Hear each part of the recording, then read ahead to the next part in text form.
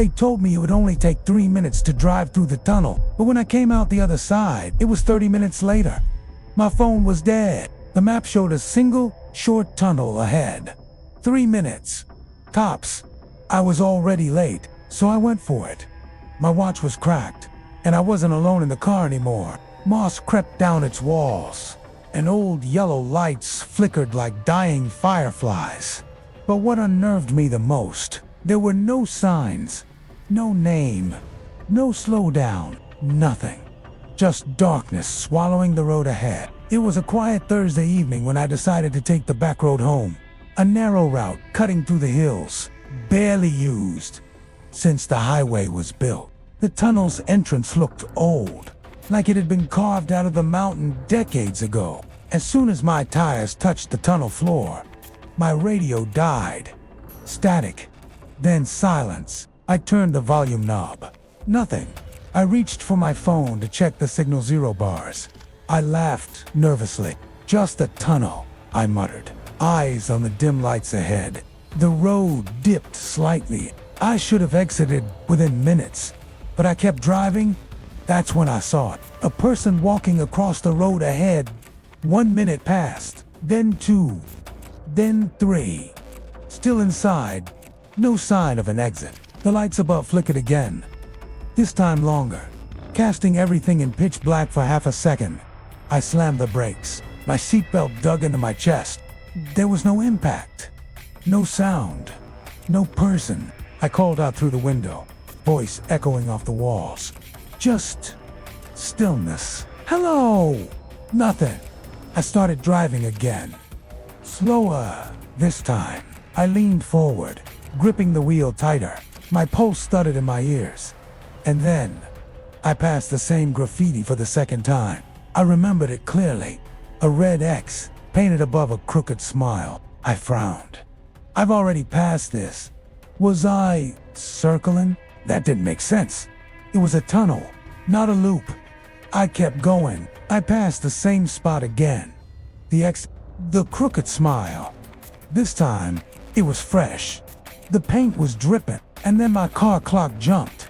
6:47 gives 7:19 just like that. I blinked. What the hell? That's when I heard it. Breathing. Inside the car. In the back seat. Slow. Wet. Shallow. I didn't want to look in the rearview mirror, but I had to. My eyes rose slowly, and there it was. A face. Pale. Hollow eyes. Inches from mine. I screamed, swerving, nearly hitting the tunnel wall. When I turned fully around, the back seat was empty, but the breathing ... continued. If you heard breathing in your car while driving alone, would you stop the car or keep going and pretend it wasn't there? Let me know in the comments, because what I did next was the worst choice I could have made. I floored it. My headlights shook as I sped forward, praying for the end of this hellhole. Another glance at the dash.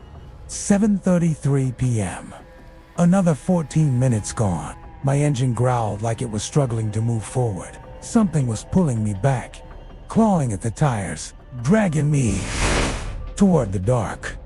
The tunnel walls began to change. They weren't stone anymore. They were pulsing, breathing, like the inside of a throat. And then the lights went out. All of them. I was driving blind. The car shook. I screamed, slammed my fists against the steering wheel. Let me out. Just as suddenly as it began, the headlights flicked back on, and I saw the exit, a pale, distant circle of daylight at the end. I raced toward it, every second feeling like an hour. Just before I reached the exit, I looked in the rearview mirror one last time. She was still there, smiling, then gone. When I burst out of the tunnel, I slammed the brakes and jumped out of the car. The air felt colder, thicker. I checked my phone. 7:48 p.m.